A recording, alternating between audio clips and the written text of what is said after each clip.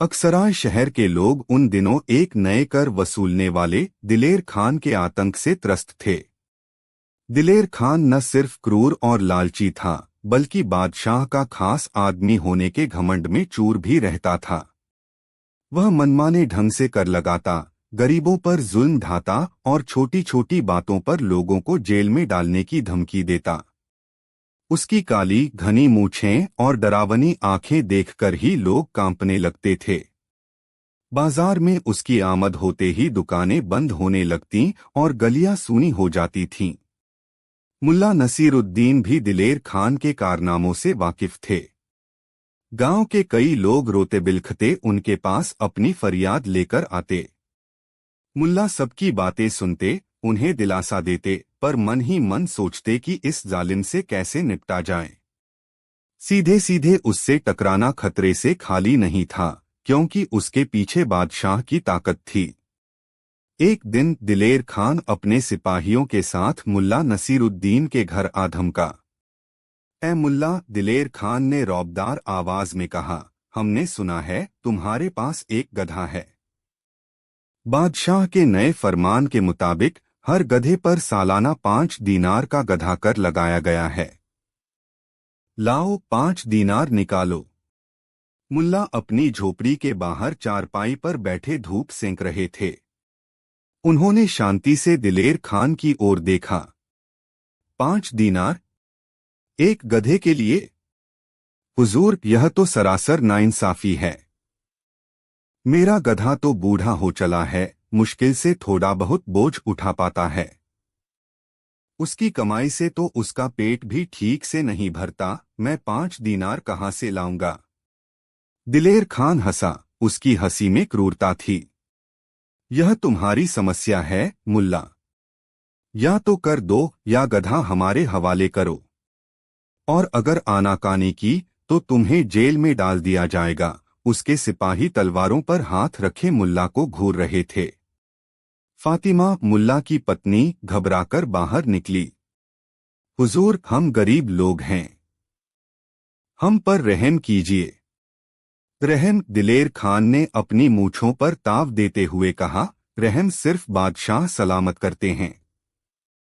मैं तो सिर्फ उनका हुक्म बजाता हूं, और मेरा हुक्म है कर या गधा। मुल्ला ने गहरी सांस ली। उन्हें पता था कि बहस करने का कोई फायदा नहीं। उन्होंने फातिमा को इशारा किया। फातिमा अंदर गई और मुश्किल से जमा किए हुए कुछ सिक्के ले आई। मुल्ला ने उन्हें गिना, वे मुश्किल से 3 दीनार थे। हुजूर, मेरे पास अभी सिर्फ 3 दीनार हैं, मुल्ला ने कहा। बाकी के 2 दीनार मैं अगले हफ्ते तक चुका दूंगा। दिलेर खान का चेहरा गुस्से से तमतमा गया। अगले हफ्ते? क्या तुमने मुझे कोई बनिया समझ रखा है जो उधार पर काम करता है? मुझे पूरे 5 दीनार अभी चाहिए। उसने एक सिपाही को इशारा किया, पकड़ लो इसके गधे को। सिपाही मुल्ला के प्यारे गधे की रस्सी खोलने आगे बढ़ा। गधा बेचारा घबराकर हिनहिनाने लगा। मुल्ला के चेहरे पर एक अजीब सी मुस्कान आई। ठीक है हुजूर, उन्होंने कहा, आप मेरा गधा ले जा सकते हैं, पर एक शर्त है। शर्त? दिलेर खान चौंक गया। एक फकीर होकर तुम मुझसे शर्त लगाओगे? हाँ हुजूर, मुल्ला ने कहा। शर्त यह है कि आप इस गधे को पूरे 1 महीने तक अपने पास रखेंगे और इसकी पूरी देखभाल करेंगे। इसे अच्छा चारा पानी देंगे, इसकी मालिश करेंगे और इसे कोई भारी काम नहीं करवाएंगे।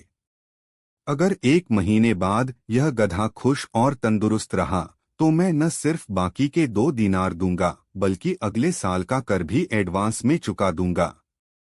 और अगर यह गधा दुखी या बीमार हो गया तो आप यह गधा मुझे वापस कर देंगे और मुझसे कोई कर नहीं लेंगे। दिलेर खान को मुल्ला की बात बड़ी अजीब लगी। यह कैसा पागलपन है? एक गधे की खुशी और तंदुरुस्ती की शर्त पर? फिर उसने सोचा, इसमें मेरा क्या नुकसान है? गधा तो मेरे पास ही रहेगा, और अगर मुल्ला हार गया तो मुझे एडवांस में कर भी मिल जाएगा। ठीक है, मंजूर है, दिलेर खान ने अकड़कर कहा। पर याद रखना मुल्ला, अगर तुमने चालाकी करने की कोशिश की तो अंजाम बहुत बुरा होगा। सिपाही गधे को खींचकर ले जाने लगे। गधा बार बार पीछे मुड़कर मुल्ला को देख रहा था, उसकी आंखों में उदासी थी। मुल्ला ने उसे प्यार से थपथपाया, जैसे कह रहे हों, चिंता मत करो, सब ठीक हो जाएगा। गांव वाले हैरान थे। मुल्ला जी, यह आपने क्या किया? एक ने कहा। आपने अपना गधा उस जालिम के हवाले कर दिया। वह तो उसे भूखा प्यासा मार डालेगा। मुल्ला मुस्कुराए। सब्र रखो दोस्तों, खुदा जो करता है अच्छे के लिए ही करता है। दिलेर खान गधे को अपने अस्तबल में ले गया। उसने अपने नौकरों को हुक्म दिया कि गधे का खास ख्याल रखा जाए ताकि वह मुल्ला से शर्त जीत सके। गधे को अच्छा खाना पीना मिलने लगा। उसे नहलाया धुलाया जाता, उसकी मालिश होती। कोई भारी काम भी उससे नहीं लिया जाता। शुरू शुरू में गधा थोड़ा उदास रहा, पर धीरे धीरे उसे शाही ठाठ बाट की आदत पड़ने लगी। वह दिलेर खान के बाकी घोड़ों के साथ मजे से रहता। इधर मुल्ला नसीरुद्दीन ने एक नई योजना पर काम करना शुरू कर दिया। उन्होंने गांव के बच्चों को इकट्ठा किया। बच्चों, उन्होंने कहा, क्या तुम मेरी मदद करोगे? हाँ मुल्ला चाचा, बच्चे एक साथ बोले। मुल्ला ने उन्हें कुछ सिखाया पढ़ाया और अगले दिन से उनकी योजना अमल में आनी शुरू हो गई। हर सुबह जब दिलेर खान अपने महल की खिड़की से बाहर देखता तो उसे मुल्ला के घर के पास कुछ बच्चे खेलते हुए दिखाई देते। वे बच्चे अजीब अजीब सी आवाजें निकालते, कभी हंसते, कभी रोते, कभी गाते। पर सबसे अजीब बात यह थी कि वे अक्सर गधे की तरह ढेंचू ढेंचू की आवाजें निकालते थे। दिलेर खान को पहले तो यह बच्चों का खेल लगा, पर धीरे धीरे यह ढेंचू ढेंचू की आवाज उसके कानों में चुभने लगी। वह जब भी अपने गधे, जो अब उसका था, को देखता, उसे बच्चों की वह आवाज याद आ जाती। रात को सोते समय भी उसे सपने में गधे हिनहिनाते हुए सुनाई देते। मुल्ला ने अपनी योजना का अगला चरण शुरू किया। वह हर रोज सुबह शाम दिलेर खान के अस्तबल के पास से गुजरते और अपने पुराने गधे को देखकर जोर जोर से रोने का नाटक करते। हाय मेरा प्यारा गधा, तू मुझसे बिछड़कर कितना दुखी होगा। तुझे वहां अच्छा खाना पीना तो मिल रहा है ना? कोई तुझे मारता पीटता तो नहीं? वह ऐसे विलाप करते कि पत्थर भी पिघल जाए। दिलेर खान जब यह सब देखता सुनता तो उसे बड़ी कोफ्त होती। एक तरफ बच्चों की ढेंचू ढेंचू, दूसरी तरफ मुल्ला का रोना धोना। उसका आलीशान महल उसे गधों का तबेला लगने लगा था। उसके नौकर चाकर भी आपस में फुसफुसाते कि साहब को गधों से कुछ ज्यादा ही लगाव हो गया है। एक हफ्ता बीता, फिर दूसरा। दिलेर खान का गधा तो खूब मोटा ताजा हो रहा था, पर दिलेर खान की मानसिक शांति भंग हो चुकी थी। उसे हर तरफ गधे ही गधे नजर आते। खाना खाते समय, सोते समय, दरबार में बैठते समय ढेंचू ढेंचू की आवाज उसका पीछा नहीं छोड़ती थी। उसने अपने सिपाहियों को भेजकर बच्चों को डराने धमकाने की कोशिश की, पर बच्चे मुल्ला के सिखाए हुए थे। वे थोड़ी देर के लिए भाग जाते, फिर वापस आकर वही शुरू कर देते। आखिरकार एक महीना पूरा होने में जब 2 दिन बाकी थे, दिलेर खान का सब्र जवाब दे गया। वह गुस्से में लाल पीला होता हुआ मुल्ला नसीरुद्दीन के घर पहुंचा। बस करो मुल्ला, बस करो यह नाटक, वह चीखा। ले जाओ अपने इस मनहूस गधे को। मुझे नहीं चाहिए यह, और न ही मुझे तुमसे कोई कर चाहिए। बस मेरे कानों को इस ढेंचू ढेंचू से निजात दिलाओ। मुल्ला ने बड़ी मासूमियत से कहा, क्यों हुजूर, क्या हुआ? शर्त तो अभी पूरी नहीं हुई। क्या आपका गधा, मेरा मतलब है मेरा गधा, खुश और तंदुरुस्त नहीं है? अरे वह तो पहलवान बन गया है तुम्हारे जादुई चारे से, दिलेर खान ने खींचकर कहा। पर मेरी जान आफत में आ गई है। मुझे हर तरफ गधे ही गधे नजर आते हैं। मेरा खाना पीना सोना जागना सब हराम हो गया है। खुदा के वास्ते इसे ले जाओ और मुझे बख्श दो। मुल्ला मन ही मन मुस्कुराए। उनकी योजना कामयाब हो गई थी। ठीक है हुजूर, उन्होंने कहा। अगर आप इतनी मिन्नतें कर रहे हैं तो मैं अपना गधा वापस ले लेता हूं। पर आपको गांव के बाकी लोगों का गधा कर भी माफ करना होगा। और आइंदा आप किसी गरीब पर जुल्म नहीं ढाएंगे। दिलेर खान इतना परेशान हो चुका था कि वह किसी भी शर्त पर राजी होने को तैयार था। ठीक है, ठीक है। मैं वादा करता हूं। अब बस इसे ले जाओ। मुल्ला ने अपने प्यारे गधे को वापस पा लिया। गधा भी अपने मालिक से मिलकर बहुत खुश हुआ। गांव वाले भी बहुत खुश हुए कि उन्हें जालिम कर से छुटकारा मिल गया। दिलेर खान ने उस दिन के बाद वाकई लोगों को परेशान करना कम कर दिया। ढेंचू ढेंचू की आवाज उसके दिमाग में ऐसी बैठी थी कि जब भी वह किसी पर जुल्म करने की सोचता, उसे वही आवाजें सुनाई देने लगतीं। मुल्ला नसीरुद्दीन ने एक बार फिर साबित कर दिया कि शारीरिक बल से ज्यादा बुद्धिमानी और मनोवैज्ञानिक दबाव काम आता है। उन्होंने बिना तलवार उठाए, बिना लड़ाई किए, एक जालिम कर वसूलने वाले को घुटने टेकने पर मजबूर कर दिया था। उनकी यह कहानी दूर दूर तक फैल गई और लोग जान गए कि मुल्ला नसीरुद्दीन सिर्फ हाजिर जवाब ही नहीं, बल्कि अन्याय के खिलाफ लड़ने वाले एक चतुर योद्धा भी हैं। और उनका गधा, वह तो जैसे इस पूरी कहानी का हीरो बन गया था, जिसने अनजाने में ही सही पूरे गांव को एक बड़ी मुसीबत से बचा लिया था।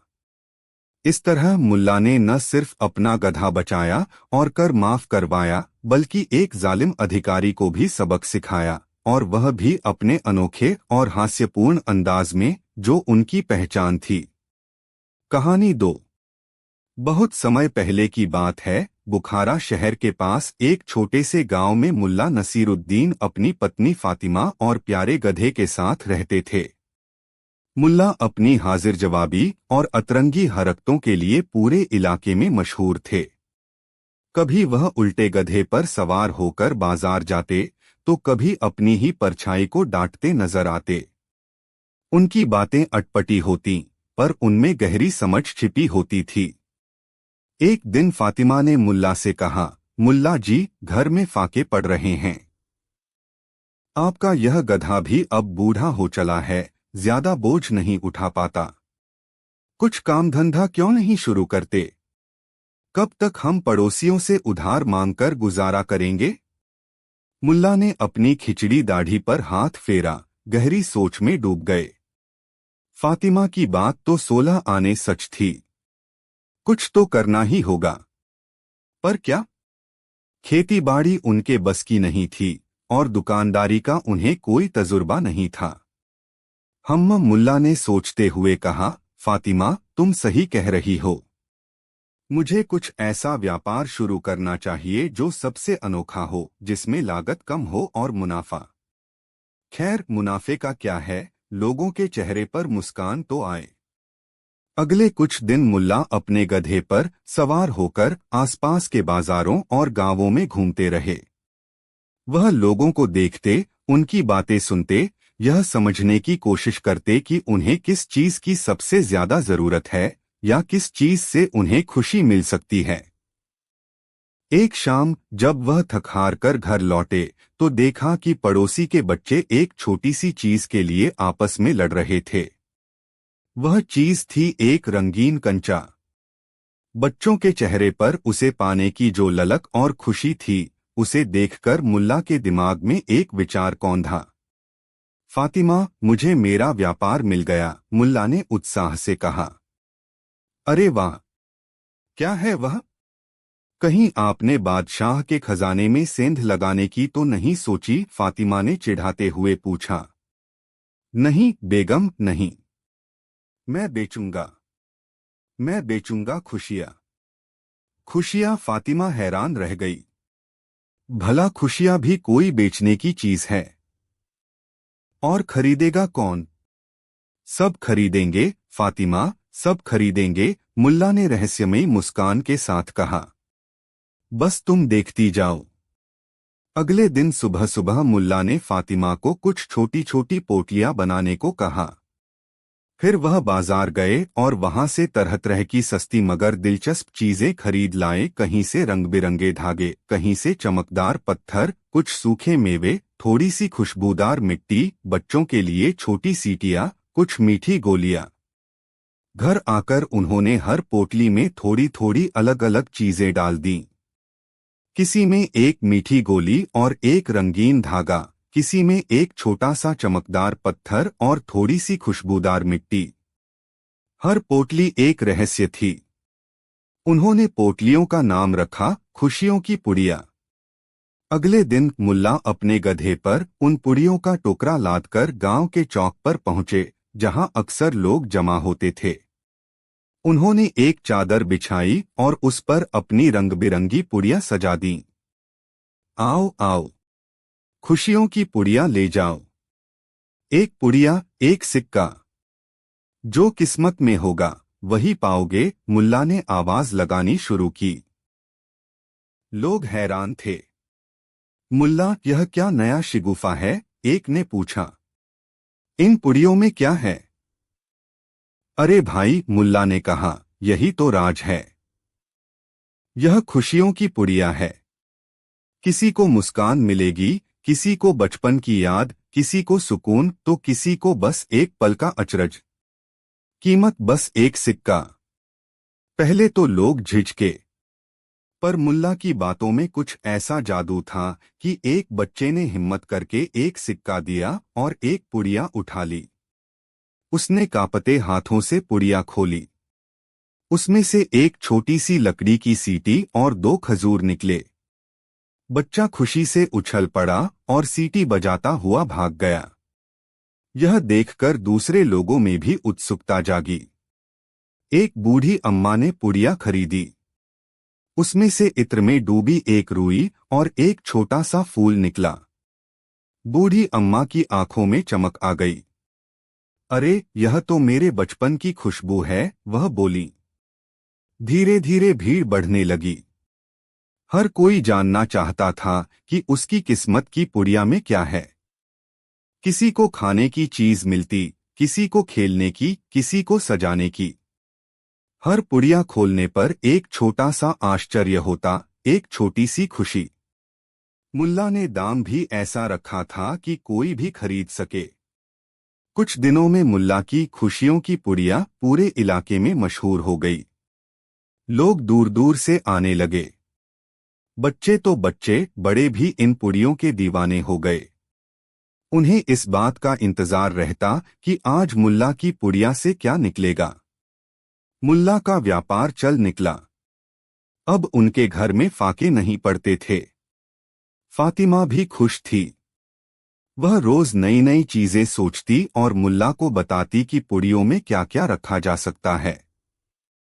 कभी वह छोटी छोटी कविताएं लिखकर डाल देती, तो कभी किसी मसाले की खुशबू वाली पोटली बना देती। लेकिन जैसा हर व्यापार में होता है, मुल्ला को भी प्रतिस्पर्धा का सामना करना पड़ा। गांव के एक लालची बनिए कल्लू ने जब देखा कि मुल्ला का धंधा खूब चमक रहा है, तो उसने भी वैसी ही पुड़िया बेचनी शुरू कर दी। उसने अपनी पुड़ियों का नाम रखा खजाने की पोटली और उसमें ज्यादा महंगी चीजें डालने लगा, छोटे छोटे चांदी के सिक्के, मोती या ज्यादा मात्रा में मेवे। शुरू शुरू में कुछ लोग कल्लू की पोटलियों की तरफ आकर्षित हुए, क्योंकि उनमें ज्यादा कीमती सामान निकलने की उम्मीद होती थी। मुल्ला थोड़े चिंतित हुए, पर उन्होंने अपना तरीका नहीं बदला। उनकी पुड़ियों में अब भी सादगी और रहस्य था। एक दिन कल्लू बनिया मुल्ला के पास आया और अकड़कर बोला, क्यों मुल्ला, कैसा चल रहा है तुम्हारा खुशियों का धंधा? मेरी खजाने की पोटलियां तो लोग हाथों हाथ ले रहे हैं। आखिर सबको खजाना चाहिए, तुम्हारी 2 कौड़ी की खुशियां कौन पूछता है। मुल्ला मुस्कुराए। कल्लू भाई, तुम्हारा खजाना तुम्हें मुबारक। मेरी खुशियां तो छोटी छोटी हैं, पर सच्ची हैं। कुछ ही दिनों में लोगों को कल्लू की पोटलियों से ऊब होने लगी। उनमें से हमेशा उम्मीद के मुताबिक कीमती चीजें नहीं निकलती थीं, और जब निकलती भी थीं, तो वह आश्चर्य और खुशी गायब हो जाती थी जो मुल्ला की पुड़िया में मिलती थी। कल्लू की पोटलियां बस सामान का ढेर थीं, जबकि मुल्ला की पुड़िया एक अनुभव थी। एक दिन शहर का काजी गांव के दौरे पर आया। उसने मुल्ला की खुशियों की पुड़िया के बारे में बहुत सुना था। उसने मुल्ला को अपने पास बुलवाया। मुल्ला नसीरुद्दीन, काजी ने रौबदार आवाज में कहा, हमने सुना है तुम लोगों को खुशियां बेचते हो। यह क्या माजरा है? क्या तुम कोई जादू टोना करते हो? मुल्ला ने अदब से सिर झुकाया। हुजूर, जादू टोना तो मुझे नहीं आता। मैं तो बस छोटी छोटी चीजें इन पुड़ियों में बंद करके बेचता हूं। लोग इन्हें खरीदते हैं, और जब खोलते हैं तो उन्हें एक पल का अचरज, एक पल की मुस्कान मिलती है। शायद इसी को लोग खुशी कहते हैं। काजी को यकीन नहीं हुआ। हमें भी दिखाओ अपनी एक पुड़िया। मुल्ला ने एक पुड़िया काजी को दी। काजी ने उसे खोला। उसमें एक छोटा सा मिट्टी का दिया और थोड़ी सी चमेली की कलियां थीं। काजी ने नाक भौं सिकोड़ी। बस यह है तुम्हारी खुशी? मुल्ला मुस्कुराए। हुजूर, दिया रोशनी का प्रतीक है और चमेली खुशबू और पवित्रता की। जब आप इस दिए को जलाएंगे और चमेली की खुशबू फैलेगी तो एक पल के लिए ही सही आपके मन को शांति मिलेगी। क्या यह खुशी नहीं है? फिर मुल्ला ने आगे कहा, हुजूर, खुशी कोई बड़ी या कीमती चीज नहीं होती। वह तो छोटी छोटी बातों में छिपी होती है, किसी बच्चे की हंसी में, किसी फूल की खुशबू में, किसी अपने के साथ में। मेरी पुड़िया बस उन छोटी खुशियों को याद दिलाने का एक जरिया है। काजी मुल्ला की बातों से बहुत प्रभावित हुआ। उसने महसूस किया कि मुल्ला की बातों में गहरी सच्चाई है। उसने मुल्ला को इनाम दिया और उसकी तारीफ की। कल्लू बनिए का धंधा चौपट हो गया। लोगों को समझ आ गया था कि असली खुशी चीजों की कीमत में नहीं, बल्कि उन्हें पाने के एहसास और उनसे जुड़ी भावनाओं में होती है। मुल्ला नसीरुद्दीन का खुशियों की पुड़िया का व्यापार कई सालों तक चला। वह अमीर तो नहीं बने, पर उन्होंने बहुत से लोगों के दिलों में जगह बना ली। उन्होंने सबको सिखाया कि खुशी खरीदने या बेचने की चीज नहीं है, बल्कि यह तो महसूस करने और बांटने की चीज है। और कभी कभी एक छोटी सी पुड़िया भी जिंदगी में बड़ी खुशियां ला सकती है, अगर उसे सही नजरिए से देखा जाए। मुल्ला अक्सर कहते, व्यापार सिर्फ पैसे कमाने का जरिया नहीं, बल्कि लोगों की जिंदगी में कुछ अच्छा जोड़ने का मौका भी है। और उनकी खुशियों की पुड़िया ने यकीनन बहुतों की जिंदगी में मुस्कान और उम्मीद की किरणें जोड़ी थीं। उनका गधा भी अब खुशी खुशी पुड़ियों का टोकरा ढोता था, क्योंकि उसे भी पता था कि वह खुशियां बांटने में अपने मालिक की मदद कर रहा है। फातिमा भी अब पहले से ज्यादा खुश रहती थी, क्योंकि घर में बरकत थी, और सबसे बड़ी बात, मुल्ला एक ऐसा काम कर रहे थे जिससे दूसरों को खुशी मिलती थी। और इस तरह मुल्ला नसीरुद्दीन ने साबित कर दिया कि एक अच्छा विचार और सच्ची नीयत किसी भी व्यापार को सफल बना सकती है, चाहे वह खुशियां बेचने का ही क्यों न हो। कहानी 3। अक्सराय शहर के उस मोहल्ले में जहां मुल्ला नसीरुद्दीन अपनी सादगी और बुद्धिमानी के लिए जाने जाते थे, उनका एक पड़ोसी था जिसका नाम जमाल था। जमाल एक भला आदमी था, पर थोड़ा भुलक्कड़ और अपनी चीजों को लेकर लापरवाह भी। जमाल के पास एक बकरी थी, जिसका नाम उसने मेमना रखा हुआ था, हालांकि वह अब बड़ी हो चुकी थी। यह मेमना बकरी जितनी सीधी दिखती थी, उतनी ही शरारती और खाने की शौकीन थी, खासकर दूसरों के बागानों में चरने की। मुल्ला नसीरुद्दीन ने अपने छोटे से आंगन में बड़ी मेहनत से कुछ सब्जियां और फूल उगा रखे थे। वह रोज सुबह उठकर उन्हें पानी देते, उनकी निराई गुड़ाई करते और उन्हें बच्चों की तरह सहेजते। उनके लिए वे सिर्फ पौधे नहीं, बल्कि उनकी मेहनत और लगन का प्रतीक थे। एक सुबह मुल्ला जब अपने आंगन में आए तो उन्होंने देखा कि उनके प्यारे टमाटर के कुछ पौधे बुरी तरह कुतरे हुए हैं। कुछ पत्तागोभी के पत्ते भी गायब थे और गेंदे के फूलों की क्यारी भी तहस-नहस थी। मुल्ला का दिल बैठ गया। उनकी सारी मेहनत पर जैसे पानी फिर गया था। फातिमा, फातिमा, वह चिल्लाए। देखो तो यह क्या हो गया? किसी ने हमारा पूरा बगीचा उजाड़ दिया। फातिमा दौड़कर आईं और यह दृश्य देखकर उन्हें भी बहुत दुख हुआ। अरे, यह किसने किया होगा? कोई जानवर लगता है। तभी मुल्ला की नजर आंगन के कोने में पड़ी कुछ ताजा बैंगनों पर पड़ी। उन्होंने उन्हें गौर से देखा। हूँ, यह तो बकरी की करतूत लगती है, मुल्ला ने अपनी खिचड़ी दाढ़ी पर हाथ फेरते हुए कहा। और हमारे पड़ोस में तो सिर्फ जमाल भाई के पास ही बकरी है। मुल्ला गुस्से में जमाल के घर की ओर चल पड़े। जमाल उस समय अपनी बकरी मेमना को प्यार से सहला रहा था। जमाल भाई, सलाम, मुल्ला ने थोड़ी ऊंची आवाज में कहा। वालेकुम सलाम मुल्ला जी। कहिए, सब खैरियत? जमाल ने बेफिक्री से पूछा। खैरियत कहाँ से होगी जमाल भाई, मुल्ला ने कहा। आपकी इस लाडली मेमना ने आज मेरा पूरा बगीचा उजाड़ दिया। मेरे सारे टमाटर, पत्ता गोभी और फूल चर गई।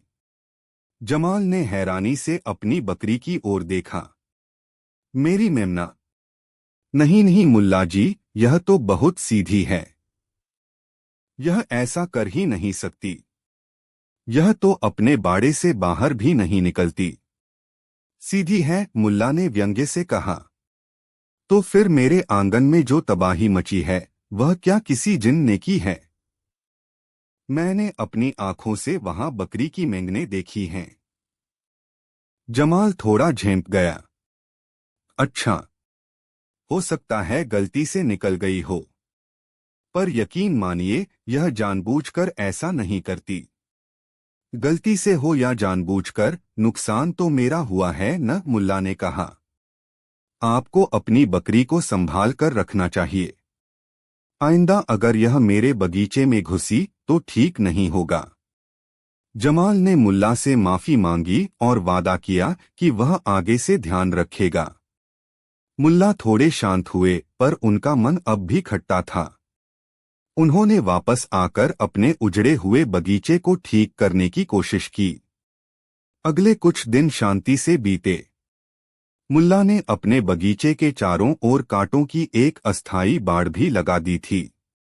पर मेमना बकरी भी कम चतुर नहीं थी।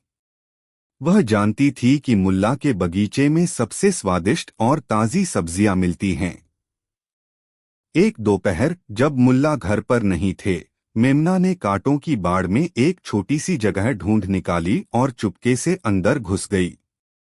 इस बार उसने बचे खुचे टमाटरों के साथ साथ मुल्ला की नई लगाई हुई खीरे की बेलों का भी सफाया कर दिया। जब मुल्ला शाम को घर लौटे और यह नजारा देखा तो उनका पारा 7वें आसमान पर पहुंच गया। इस बार वह सीधे जमाल के पास नहीं गए। उन्होंने कुछ और ही सोचा था। अगले दिन सुबह सुबह मुल्ला अपनी एक पुरानी फटी हुई टोपी लेकर जमाल के घर पहुंचे। जमाल भाई, उन्होंने बड़े गंभीर स्वर में कहा, आज सुबह मेरे बगीचे में एक अजीब घटना घटी। जमाल, जो पिछली घटना के बाद थोड़ा सतर्क हो गया था, घबराकर बोला, क्या क्या हुआ मुल्ला जी? कहीं मेमना ने फिर तो? नहीं नहीं, मुल्ला ने बीच में ही बात काटी। मेमना की बात नहीं है। दरअसल आज सुबह जब मैं अपने बगीचे में गया तो मैंने देखा कि आपकी यह प्यारी मेमना बकरी मेरी टोपी पहनकर वहां घूम रही थी और जोर जोर से कह रही थी, देखो मैं मुल्ला नसीरुद्दीन हूँ। आज मैं जमाल के सारे पौधे खा जाऊंगी। जमाल का मुंह खुला का खुला रह गया। क्या? मेरी बकरी? आपकी टोपी पहनकर बोल रही थी। उसे अपने कानों पर विश्वास नहीं हुआ। हाँ बिल्कुल, मुल्ला ने और भी गंभीरता से कहा। और सिर्फ इतना ही नहीं, उसने यह भी कहा कि अगर जमाल ने उसे नहीं रोका तो वह कल तुम्हारी दाढ़ी भी चबा जाएगी। जमाल अब पसीने पसीने हो गया। यह मुल्ला क्या कह रहा है? बकरी बोल सकती है और मेरी दाढ़ी चबा जाएगी? वह अपनी बकरी मेमना की ओर देखने लगा जैसे वह कोई भयानक जीव हो। मेमना बेचारी मासूमियत से अपनी जुगाली कर रही थी। मुल्ला जी, जमाल ने कांपती आवाज में कहा, यह आप क्या कह रहे हैं? यह कैसे हो सकता है? देखो जमाल भाई, मुल्ला ने अपनी फटी टोपी दिखाते हुए कहा, यह रही मेरी टोपी जो मुझे उसके सिर के पास मिली। और रही बात बोलने की, तो आजकल कुछ भी हो सकता है। मैंने तो अपनी आंखों से देखा और कानों से सुना। मुल्ला ने इतनी संजीदगी और सच्चाई से यह बात कही कि जमाल को उनकी बात पर थोड़ा थोड़ा यकीन होने लगा। वह वैसे भी थोड़ा अंधविश्वासी था। तो अब क्या होगा मुल्ला जी? उसने डरते डरते पूछा। होगा क्या? मुल्ला ने कहा, या तो तुम अपनी इस बोलने वाली बकरी को कसकर बांध कर रखो या फिर इसे शहर से दूर किसी जंगल में छोड़ आओ, वरना यह न सिर्फ मेरे पौधे बल्कि पूरे मोहल्ले की दाढ़ियां और टोपियां चट कर जाएगी। जमाल बुरी तरह डर गया। उसे अपनी बकरी से प्यार तो था, पर एक बोलने वाली और दाढ़ी चबाने वाली बकरी का ख्याल ही उसे कंपा रहा था। उसने फौरन एक मजबूत रस्सी ली और मेमना को कसकर एक खूंटे से बांध दिया। उसने मेमना के आसपास एक ऊंची बाड़ भी खड़ी कर दी। मुल्ला मन ही मन मुस्कुराते हुए अपने घर लौट आए। फातिमा ने पूछा, क्या हुआ मुल्ला जी? जमाल भाई से बात हुई? मुल्ला ने हंसते हुए सारी कहानी सुनाई। फातिमा भी अपनी हंसी नहीं रोक पाई। मुल्ला जी, आप भी कमाल करते हैं। बेचारा जमाल तो सचमुच डर गया होगा। डरना भी चाहिए, मुल्ला ने कहा। जब सीधी बात समझ न आए तो कभी कभी टेढ़ी उंगली से भी घी निकालना पड़ता है। उस दिन के बाद मेमना बकरी कभी मुल्ला के बगीचे में नहीं घुसी। जमाल उसकी इतनी कड़ी निगरानी रखता था कि मेमना के लिए अपने बाड़े से बाहर निकलना नामुमकिन हो गया था। बेचारा जमाल हर रोज सुबह उठकर पहले अपनी दाढ़ी और टोपी चेक करता, यह देखने के लिए कि वे सलामत हैं या नहीं। कुछ दिनों बाद जब मुल्ला ने देखा कि जमाल वाकई बहुत परेशान और डरा हुआ है, तो उन्हें उस पर थोड़ी दया आई। एक शाम वह जमाल के पास गए। जमाल भाई, कैसे हो? और तुम्हारी बोलने वाली बकरी कैसी है? मुल्ला ने शरारत से पूछा।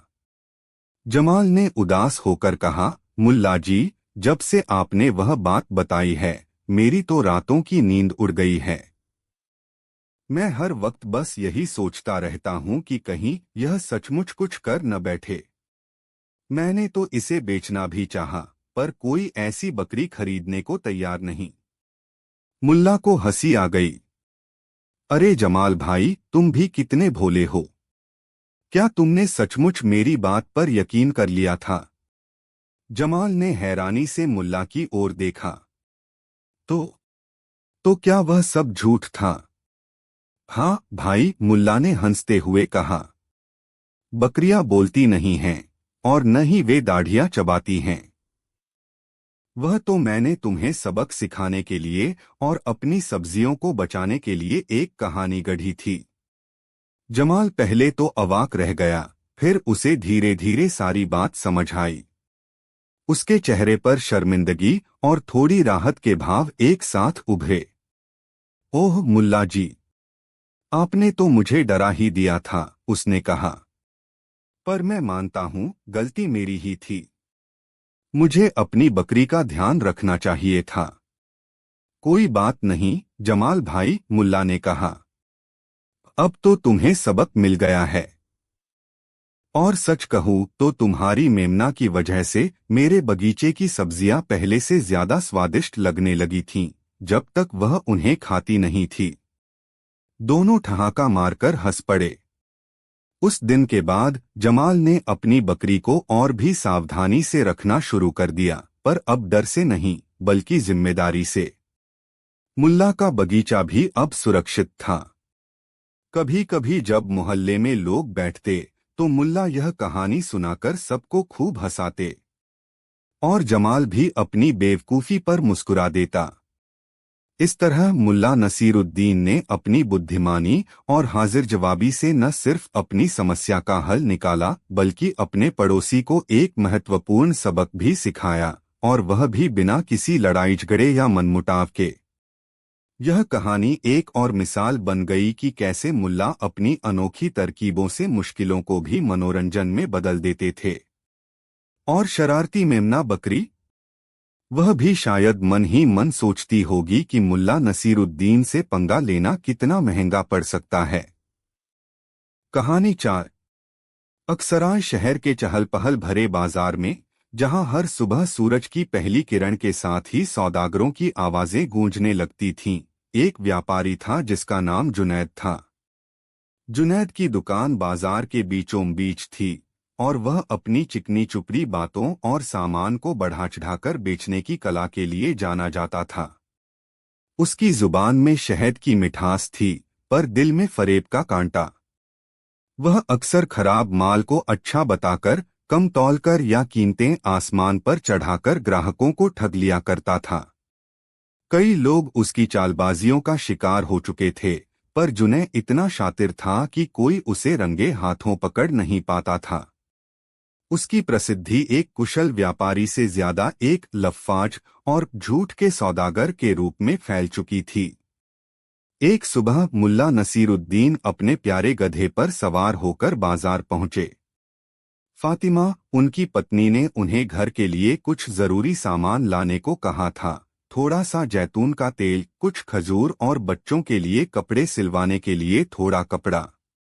मुल्ला अपनी धुन में बाजार की रौनक देखते हुए आगे बढ़ रहे थे।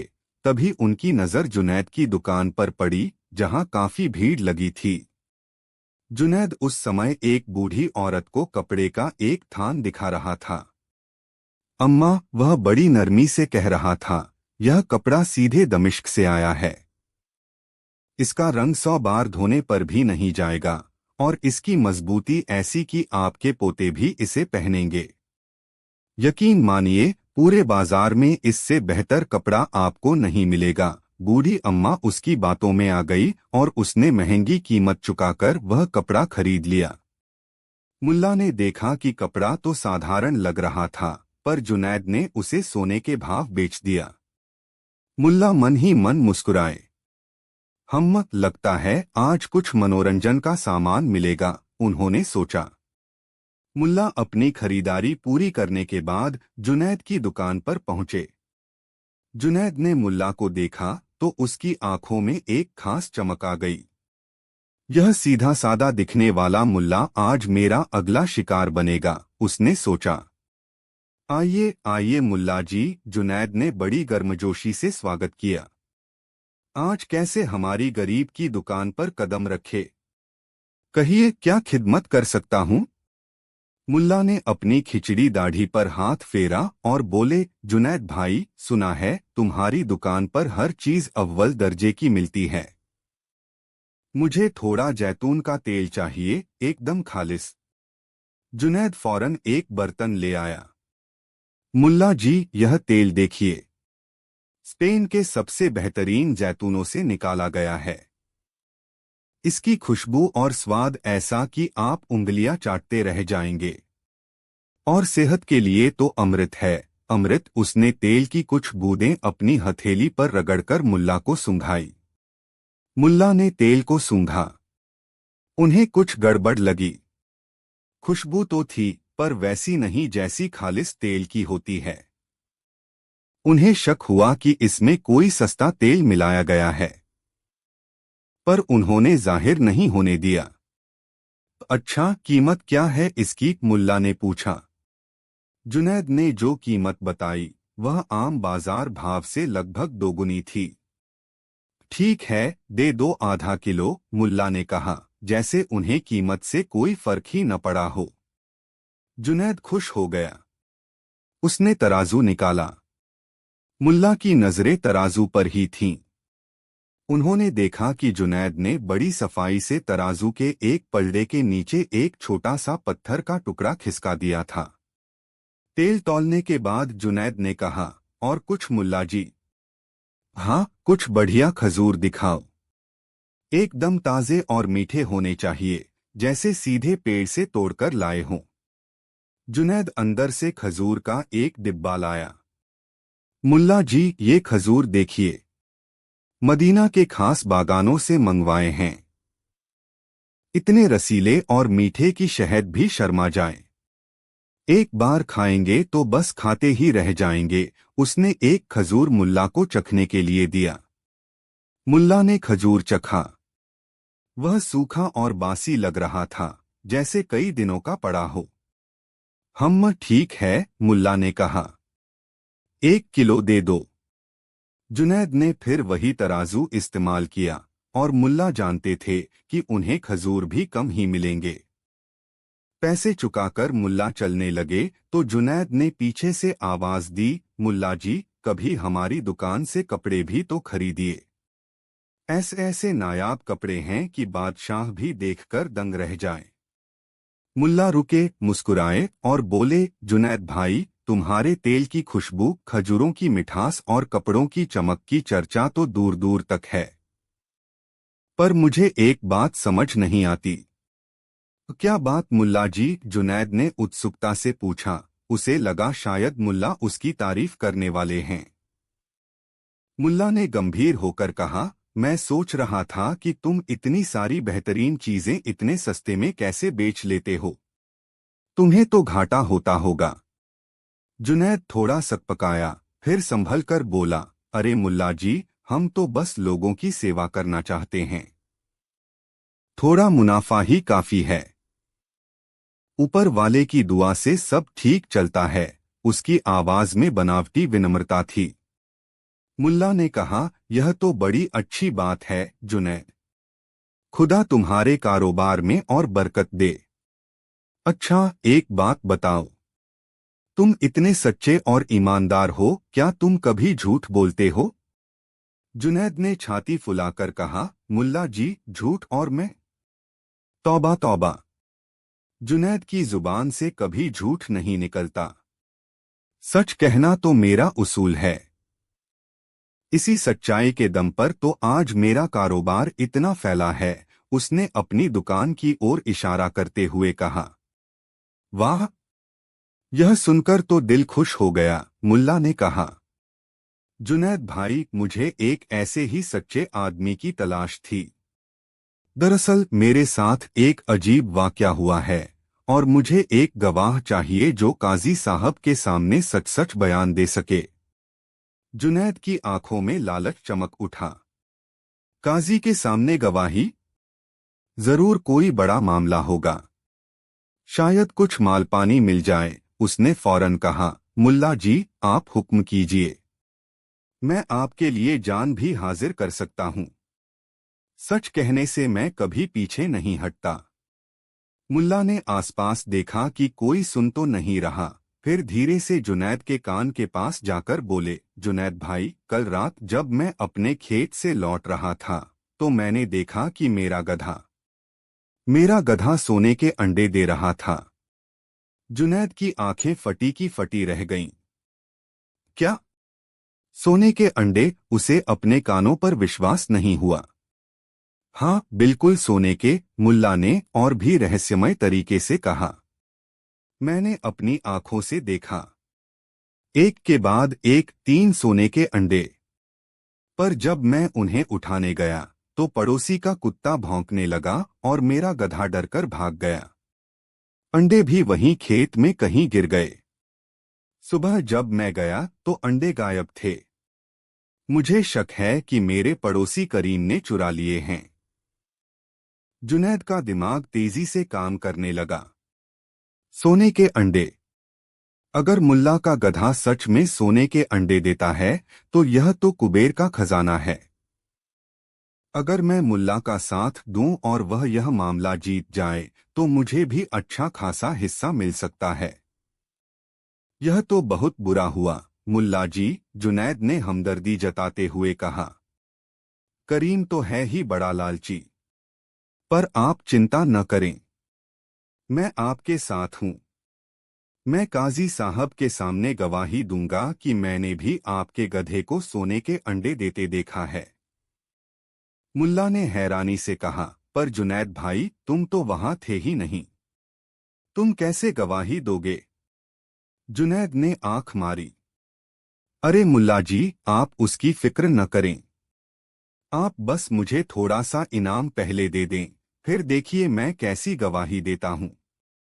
मैं काजी साहब को यकीन दिला दूंगा कि मैं चश्मदीद गवाह हूं। मैं कहूंगा कि मैं भी उसी वक्त पास के खेत से गुजर रहा था और मैंने अपनी आंखों से यह सब देखा। मुल्ला ने गहरी सांस ली। ठीक है जुनैद, अगर तुम मेरे लिए इतना बड़ा झूठ बोलने को तैयार हो तो मैं तुम्हें इनाम जरूर दूंगा। पर पहले काजी साहब के सामने गवाही तो हो जाए। अगले दिन मुल्ला नसीरुद्दीन जुनैद को लेकर काजी साहब की अदालत में पहुंचे। काजी साहब अपने आसन पर विराजमान थे। अदालत में कुछ और लोग भी अपने अपने मामलों के लिए मौजूद थे। काजी ने पूछा, हाँ मुल्ला, क्या मामला है? मुल्ला ने अदब से कहा, हुजूर, मैं यहाँ अपने पड़ोसी करीम के खिलाफ शिकायत लेकर नहीं आया, बल्कि इस व्यापारी जुनैद की सच्चाई की परख करने आया हूँ।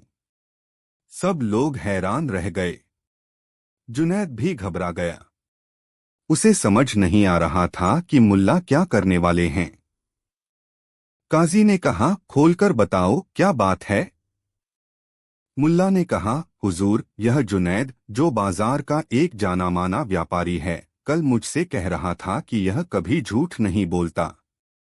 इसकी जुबान से हमेशा सच निकलता है। मैंने इसकी बात पर यकीन कर लिया था। फिर मैंने इसे एक कहानी सुनाई। मुल्ला ने फिर वही गधे के सोने के अंडे देने वाली कहानी काजी और वहां मौजूद सभी लोगों को सुनाई।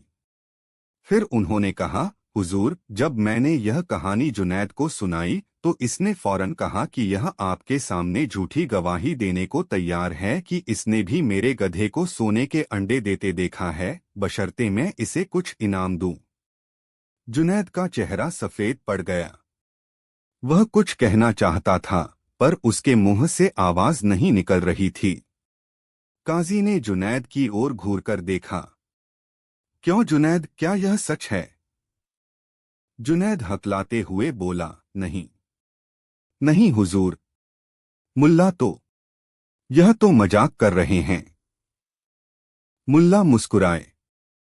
अच्छा जुनैद, तो तुम कह रहे हो कि मेरा गधा सोने के अंडे नहीं देता और तुमने मुझसे झूठी गवाही देने का वादा नहीं किया था। जुनैद अब बुरी तरह फंस चुका था। अगर वह कहता कि मुल्ला का गधा सोने के अंडे नहीं देता तो यह सच होता, पर फिर यह भी साबित हो जाता कि वह इनाम के लालच में झूठी गवाही देने को तैयार था। और अगर वह कहता कि हाँ, गधा सोने के अंडे देता है, तो वह और बड़ा झूठा साबित होता। काजी साहब समझदार थे। वह मुल्ला की चतुराई समझ गए। उन्होंने जुनैद से कहा, जुनैद, सच सच बताओ, क्या तुमने मुल्ला से झूठी गवाही देने का वादा किया था? जुनैद का सिर शर्म से झुक गया। जी, जी हुजूर, वह धीरे से बोला। फिर मुल्ला ने काजी साहब को वह जैतून का तेल और खजूर दिखाए जो उन्होंने जुनैद की दुकान से खरीदे थे। हुजूर, यह व्यापारी न सिर्फ झूठी गवाही देने को तैयार था, बल्कि यह अपने ग्राहकों को भी ठगता है। यह देखिए, इसने मुझे मिलावटी तेल खालिस बताकर बेचा और बासी खजूर ताजे बताकर दिए, वह भी दोगुनी कीमत पर, और तौल में भी हेराफेरी की। बाजार के कुछ और लोग जो अदालत में मौजूद थे, वे भी जुनैद की ठगी के शिकार हो चुके थे। उन्होंने भी अपनी अपनी शिकायतें काजी साहब को बताईं। एक ने कहा, हुजूर, इसने मुझे ऐसा कपड़ा बेचा जो पहली ही धुलाई में रंग छोड़ गया, जबकि कहा था कि रंग कभी नहीं जाएगा। दूसरे ने कहा, इसने मुझे टूटी हुई केतली नई बताकर बेच दी। काजी साहब ने सारी बातें सुनी। उनका चेहरा गुस्से से लाल हो गया। उन्होंने जुनैद को कड़ी फटकार लगाई। जुनैद, तुम न सिर्फ एक झूठे इंसान हो, बल्कि एक बेईमान व्यापारी भी हो। तुम लोगों के भरोसे का खून करते हो। तुम्हारी वजह से बाजार की साख खराब होती है। काजी ने हुक्म दिया कि जुनैद की दुकान की पूरी जांच की जाए और अगर वह दोषी पाया गया तो उसे भारी जुर्माना भरना होगा और उसका व्यापार का लाइसेंस भी रद्द किया जा सकता है। जुनैद को अपनी गलती का एहसास हुआ। उसका सारा घमंड चूर चूर हो गया। वह सबके सामने शर्मिंदा खड़ा था। मुल्ला नसीरुद्दीन ने जुनैद की ओर देखा और बोले, जुनैद भाई, झूठ के पाँव नहीं होते। वह ज्यादा देर तक टिक नहीं सकता। और जो व्यापार झूठ और फरेब की बुनियाद पर खड़ा होता है, वह एक दिन ढह ही जाता है। सच्चाई में जो ताकत है, वह किसी और चीज में नहीं। जुनैद की आंखों में आंसू थे। उसने मुल्ला से माफी मांगी और वादा किया कि वह आगे से कभी झूठ नहीं बोलेगा और ईमानदारी से अपना व्यापार करेगा। काजी ने मुल्ला नसीरुद्दीन की बुद्धिमानी की तारीफ की। मुल्ला, तुमने आज न सिर्फ एक झूठे व्यापारी का पर्दाफाश किया, बल्कि हम सबको एक बड़ी सीख भी दी है। उस दिन के बाद जुनैद वाकई बदल गया। उसने ईमानदारी से काम करना शुरू कर दिया। शुरू में उसे थोड़ी मुश्किलें आईं, पर धीरे धीरे लोगों का भरोसा उस पर फिर से कायम होने लगा। और मुल्ला नसीरुद्दीन, वह हमेशा की तरह अपनी जिंदगी जीते रहे, लोगों को हंसाते रहे और अपनी बुद्धिमानी से उन्हें सही रास्ता दिखाते रहे। उनकी यह कहानी दूर दूर तक फैल गई और लोग जान गए कि झूठ बोलने वाले व्यापारी का अंजाम क्या होता है और मुल्ला नसीरुद्दीन की चतुराई कितनी लाजवाब है। कहानी 5। धूप अपने चरम पर थी। बुखारा की धूल भरी गलियों में दोपहर की ऊँघ पसरी हुई थी। ज्यादातर लोग अपने घरों में या दुकानों के अंदरूनी हिस्सों में सिमटे हुए थे, सूरज की तपिश से बचने की कोशिश कर रहे थे। मुल्ला नसीरुद्दीन भी अपने घर के बरामदे में एक पुरानी चटाई पर अधलेटे ऊँघने और जागने के बीच झूल रहे थे। उनका वफादार गधा, जो हमेशा की तरह उनके पास ही बंधा था, कभी कभार कान फड़फड़ा लेता या मक्खी उड़ाने के लिए पूंछ हिला देता। अचानक गली के नुक्कड़ से एक धीमी, कराहने जैसी आवाज सुनाई दी। मुल्ला ने अपनी आधी खुली आंखों से उधर देखा। एक परछाई सी लड़खड़ाती हुई उनकी गली की तरफ बढ़ रही थी। मुल्ला ने सोचा, कोई शराबी होगा, और फिर से आंखें मूंदने ही वाले थे कि आवाज और करीब आ गई। अब उसमें दर्द और थकान का पुट ज्यादा स्पष्ट था। मुल्ला की पत्नी फातिमा, जो अंदर रसोई में काम कर रही थी, बाहर झांककर बोली, कौन है इस भरी दोपहरी में? लगता है कोई मुसीबत का मारा है। मुल्ला उठ बैठे। उनकी नींद अब पूरी तरह गायब हो चुकी थी। उन्होंने देखा, एक आदमी, जिसके कपड़े फटे हुए थे, चेहरे पर धूल और पसीने की लकीरें थीं, और चाल में घोर थकावट उनकी दहलीज के पास आकर लगभग गिर सा गया। उसके होंठ सूखे थे और आंखों में एक अजीब सी वीरानी। पानी, थोड़ा पानी। वह बमुश्किल बुदबुदा पाया। मुल्ला तुरंत हरकत में आए। फातिमा, जल्दी से पानी लाओ। और कुछ खाने को भी।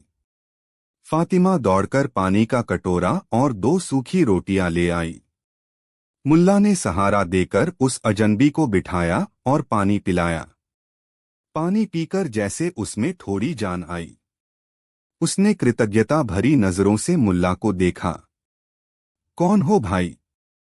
और यह क्या हाल बना रखा है? मुल्ला ने नरमी से पूछा। अजनबी ने एक गहरी सांस ली। मेरा नाम फहीम है। मैं समरकंद से आ रहा था। एक व्यापारी हूं। रास्ते में डाकुओं ने मेरा सारा माल लूट लिया। मेरे साथियों को भी मार डाला। मैं किसी तरह जान बचाकर भागा। कई दिनों से भूखा प्यासा जंगल पहाड़ भटक रहा हूं। उसकी आवाज में अब भी खौफ था। मुल्ला और फातिमा एक दूसरे को देखने लगे। बुखारा के आसपास के इलाकों में डाकुओं का आतंक कोई नई बात नहीं थी, लेकिन किसी की ऐसी दुर्दशा देखकर उनका दिल पसीज गया। फिक्र न करो भाई फहीम, मुल्ला ने उसके कंधे पर हाथ रखते हुए कहा। अब तुम महफूज हो। हमारे पास जो कुछ रूखा सूखा है वही सही, पर तुम्हें भूखा नहीं रहने देंगे। फातिमा उसे अंदर ले गई। मुल्ला ने अपने गधे को सहलाया। देखा गधू, इंसान पर कैसी मुसीबतें आती हैं। आज यह, कल कोई और। अगले कुछ दिन फहीम मुल्ला के घर पर ही रहा। फातिमा उसकी सेवा करती, उसे समय पर खाना देती और मुल्ला उससे बातें करके उसका दिल बहलाते। फहीम के शरीर पर कई चोटें भी थीं, जिनका मुल्ला ने देसी जड़ी बूटियों से लेप किया। धीरे धीरे फहीम की हालत सुधरने लगी। उसके चेहरे पर रौनक लौटने लगी और आंखों की वीरानी कम होने लगी। एक शाम जब वे आंगन में बैठे हवा खा रहे थे, फहीम ने कहा, मुल्ला जी, आपका और आपकी पत्नी का मैं यह एहसान जिंदगी भर नहीं भूलूंगा। आपने मुझे नई जिंदगी दी है। मेरे पास आपको देने के लिए कुछ भी नहीं है, पर अगर मैं कभी समरकंद सही सलामत पहुंच गया तो यकीन मानिए मैं आपका यह उपकार जरूर चुकाऊंगा। मुल्ला मुस्कुराए। फहीम भाई, नेकी किसी उपकार के बदले की उम्मीद में नहीं की जाती। वह तो बस कर देनी चाहिए, जैसे नदी बिना किसी अपेक्षा के बहती है या पेड़ बिना किसी स्वार्थ के छाया देता है। नेकी कर, कुएं में डाल, बस यही हमारा फलसफा है। फहीम मुल्ला की बातें सुनकर भावुक हो गया। उसने ऐसे निस्वार्थ लोग पहले कभी नहीं देखे थे। कुछ और दिन बीते। फहीम अब काफी हद तक स्वस्थ हो चुका था।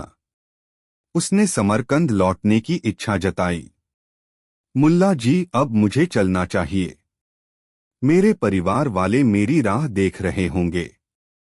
उन्हें तो शायद यह भी नहीं पता होगा कि मैं जिंदा हूं या नहीं।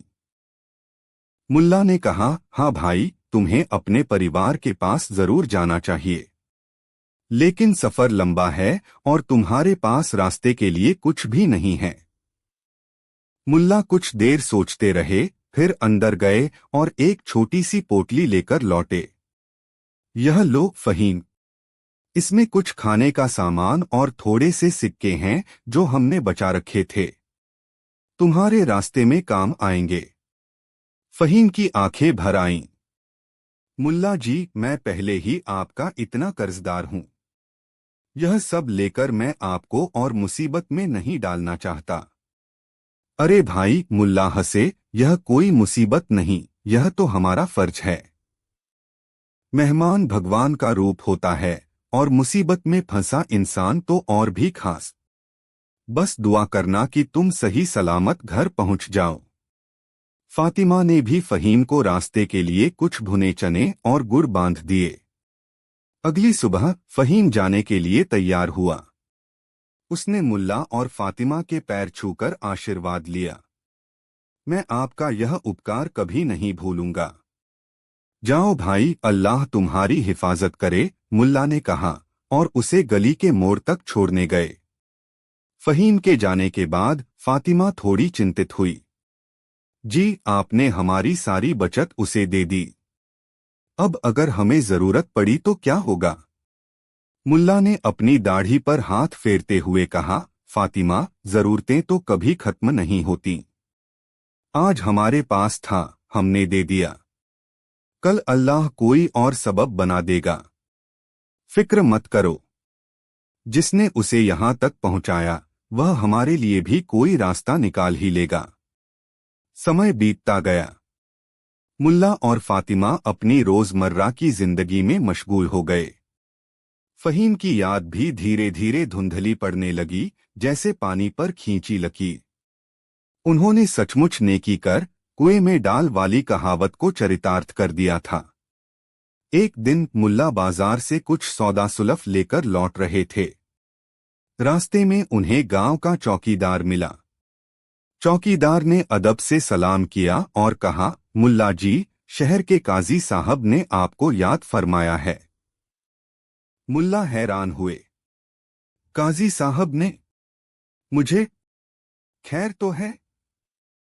चौकीदार ने कहा, वह तो नहीं पता मुल्ला जी, पर उन्होंने फौरन आपको उनके दफ्तर में हाजिर होने को कहा है। मुल्ला का दिल थोड़ा घबराया।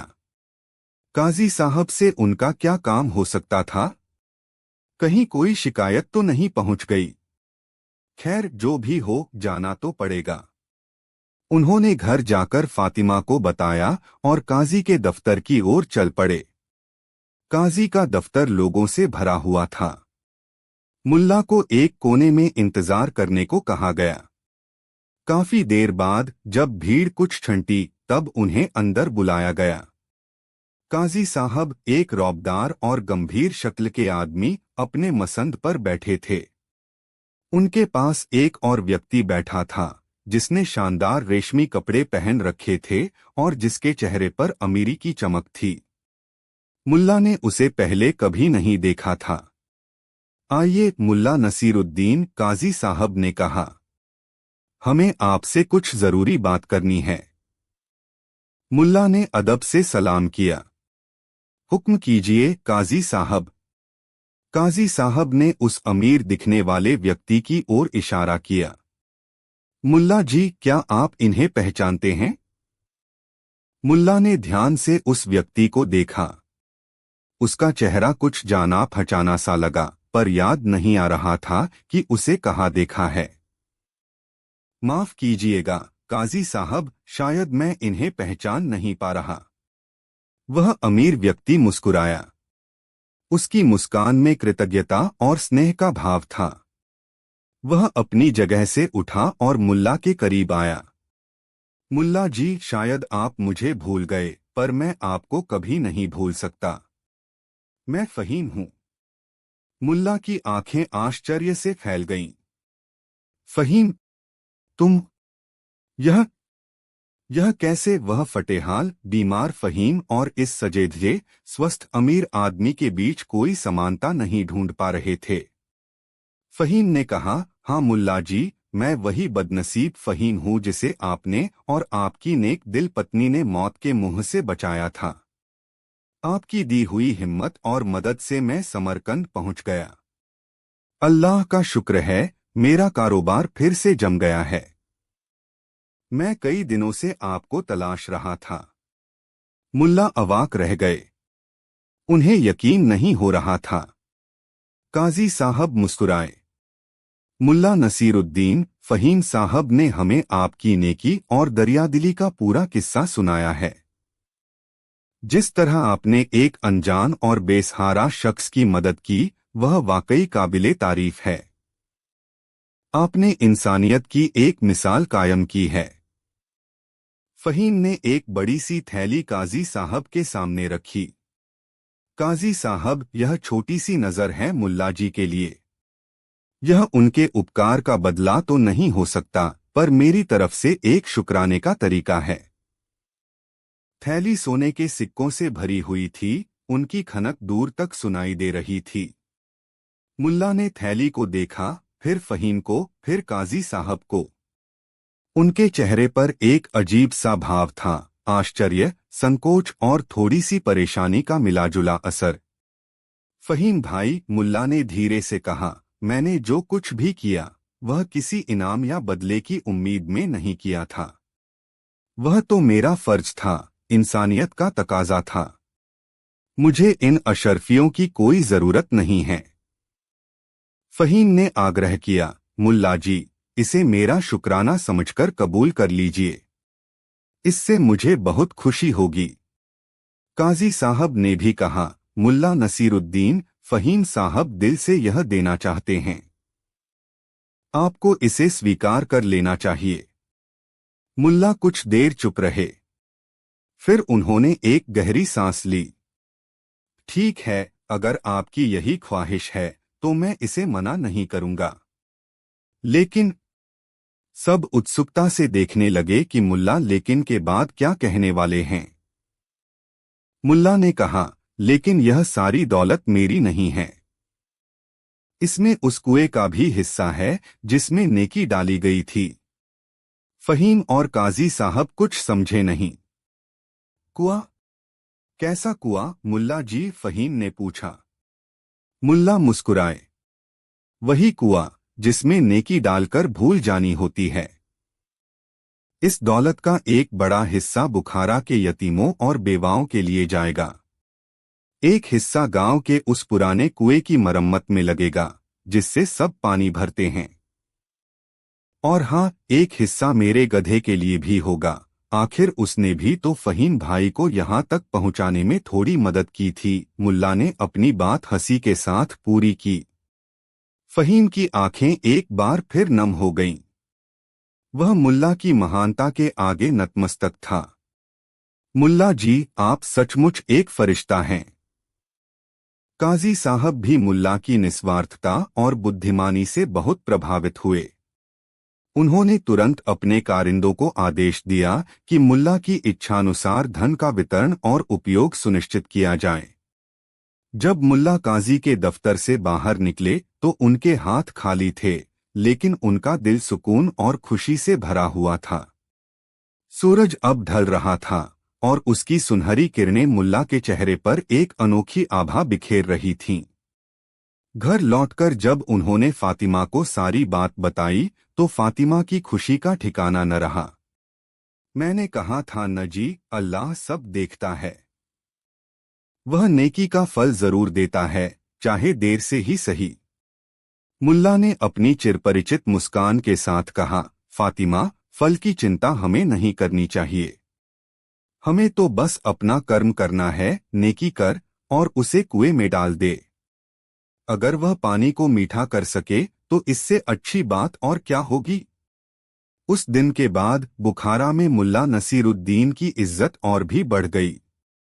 लोग उनकी बुद्धिमानी के साथ साथ उनकी दरियादिली और निस्वार्थ सेवा भाव की भी मिसालें देने लगे। और वह कुआं जिसकी मरम्मत फहीम के दिए धन से हुई, गांव वालों के लिए सिर्फ पानी का स्रोत नहीं रहा, बल्कि मुल्ला की उस सीख का प्रतीक बन गया, नेकी कर, कुएं में डाल, क्योंकि कभी कभी कुएं में डाली गई नेकी अप्रत्याशित रूप से पूरे समाज के लिए मीठे पानी का सोता बन जाती है। मुल्ला अपने गधे की पीठ थपथपाते हुए अक्सर कहते, क्यों गधू, देखा, असली दौलत सोने चांदी में नहीं, दिलों को जीतने में है।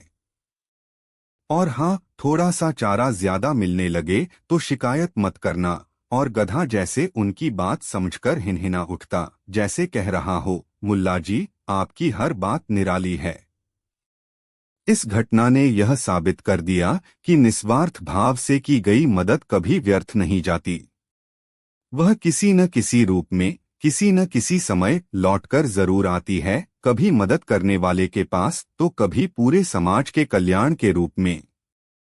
मुल्ला नसीरुद्दीन का जीवन ऐसी ही छोटी बड़ी घटनाओं से भरा पड़ा था, जो हंसाने के साथ साथ गहरी सीख भी दे जाती थीं। और नेकी कर, कुएं में डाल का उनका यह किस्सा पीढ़ियों तक लोगों को प्रेरणा देता रहा। कहानी 6। अक्सराय शहर के उस मोहल्ले में जहां मुल्ला नसीरुद्दीन अपनी पत्नी फातिमा और प्यारे गधे के साथ रहते थे, उनके घर के ठीक बगल में हमीद का घर था। हमीद एक सीधा सादा मेहनती किसान था, थोड़ा कम बोलने वाला और अपने काम से काम रखने वाला। मुल्ला और हमीद के बीच वैसे तो कोई खास दोस्ती नहीं थी, पर पड़ोसियों वाले सामान्य संबंध थे। कभी कभार दुआ सलाम हो जाती या फातिमा कभी हमीद की पत्नी जैनब के लिए कुछ पकाकर भेज देती। सब कुछ ठीक ठाक चल रहा था, जब तक कि एक दिन दोनों घरों के बीच की कच्ची दीवार का मसला खड़ा नहीं हो गया। वह दीवार काफी पुरानी हो चुकी थी और बरसात के पानी से जगह से गल गई थी। एक सुबह जब मुल्ला अपने आंगन में टहल रहे थे, उन्होंने देखा कि दीवार का एक हिस्सा थोड़ा और झुक गया है और कुछ ईंटें भी खिसक गई हैं। फातिमा, मुल्ला ने आवाज दी, देखो तो यह दीवार अब गिरने ही वाली है। हमीद से बात करनी पड़ेगी इसे ठीक करवाने के लिए। फातिमा ने देखा और कहा, हाँ मुल्ला जी, यह तो वाकई खतरनाक लग रही है। हमीद भाई से कहिए कि मिलकर इसे ठीक करवा लें। मुल्ला उसी वक्त हमीद के घर गए। हमीद अपने खेत पर जाने की तैयारी कर रहा था। हमीद भाई सलाम, मुल्ला ने कहा। वालेकुम सलाम मुल्ला जी। कहिए सुबह सुबह कैसे आना हुआ, हमीद ने पूछा। हमीद भाई, वह जो हमारे और आपके घर के बीच की दीवार है न, वह काफी कमजोर हो गई है। मुझे डर है कि किसी दिन गिर न जाए। सोच रहा था कि हम दोनों मिलकर उसे ठीक करवा लेते। आधा खर्च आपका, आधा मेरा। हमीद ने दीवार की ओर देखा, फिर मुल्ला की ओर। उसके चेहरे पर कोई खास भाव नहीं आया। मुल्ला जी, उसने सपाट लहजे में कहा, वह दीवार तो आपकी तरफ ज्यादा झुकी हुई है और ईंटें भी आपकी तरफ ही गिरी हैं। मेरे हिसाब से तो यह आपकी जिम्मेदारी है कि आप इसे ठीक करवाएं। मेरा इससे क्या लेना देना? मुल्ला को हमीद का यह जवाब सुनकर धक्का लगा। यह क्या कह रहे हो हमीद भाई? दीवार तो साझी है, दोनों घरों को सहारा देती है, और अगर गिरेगी तो नुकसान दोनों का होगा। नुकसान तो उसका ज्यादा होगा जिसकी तरफ गिरेगी, हमीद ने रुखेपन से कहा। और वह आपकी तरफ है। मुझे कोई जल्दी नहीं है। मेरी तरफ से दीवार ठीक है। इतना कहकर हमीद अपने औजार उठाकर खेत की ओर चल दिया। मुल्ला अवाक रह गए। उन्हें हमीद से ऐसे जवाब की उम्मीद नहीं थी। उन्हें गुस्सा भी आया और दुख भी हुआ। यह कैसा पड़ोसी है? साझी दीवार की जिम्मेदारी भी नहीं समझना चाहता। घर आकर मुल्ला ने फातिमा को सारी बात बताई। फातिमा को भी हमीद के व्यवहार पर हैरानी हुई। यह तो ठीक बात नहीं है मुल्ला जी, फातिमा ने कहा। ऐसे तो पड़ोसियों में मनमुटाव हो जाएगा। मनमुटाव तो उसने शुरू कर ही दिया है, मुल्ला ने तैश में कहा। अब मैं भी देखता हूं कि वह कैसे इस दीवार को ठीक नहीं करवाता। मैं भी मुल्ला नसीरुद्दीन हूं। उस दिन के बाद से मुल्ला और हमीद के बीच एक अघोषित शीत युद्ध शुरू हो गया। दुआ सलाम बंद हो गई। अगर कभी आमना सामना होता तो दोनों एक दूसरे से मुंह फेर लेते। फातिमा और ज़ैनब के बीच भी थोड़ी दूरी आ गई, हालांकि दोनों औरतें इस झगड़े से खुश नहीं थीं। मुल्ला ने तय किया कि वह हमीद को सबक सिखाकर रहेंगे। अगले कुछ दिन वह सुबह शाम उस दीवार के पास जाते और जोर जोर से बड़बड़ाते, अरे रे, यह दीवार तो कभी भी गिर सकती है, बड़ा नुकसान होगा। बेचारा हमीद, उसका घर भी तो खतरे में है। पर वह तो समझना ही नहीं चाहता। हमीद मुल्ला की ये बातें सुनता पर अनसुना कर देता। वह भी अपनी जिद पर अड़ा था। फिर मुल्ला ने एक नई तरकीब सोची। उन्होंने अपने आंगन में उस दीवार के ठीक पास अपने गधे को बांधना शुरू कर दिया और गधे को खूब सारा भूसा और पानी वहीं देने लगे। गधा जब वहां खड़ा होता तो कभी कभार दीवार से अपनी पीठ खुजलाता या कभी लात भी मार देता। इससे दीवार और कमजोर होने लगी। हमीद यह सब देखता तो उसका खून खौल उठता, पर वह कुछ कहता नहीं। एक दिन मुल्ला ने अपने कुछ दोस्तों को घर बुलाया। वे सब आंगन में बैठकर बातें कर रहे थे। मुल्ला ने जानबूझकर दीवार का जिक्र छेड़ा। भाइयों, यह दीवार देख रहे हो? यह मेरे और मेरे पड़ोसी हमीद के बीच है। बेचारी बहुत कमजोर हो गई है। मैंने हमीद से कहा कि मिलकर ठीक करवा लेते हैं, पर वह तो कहता है कि यह मेरी जिम्मेदारी है।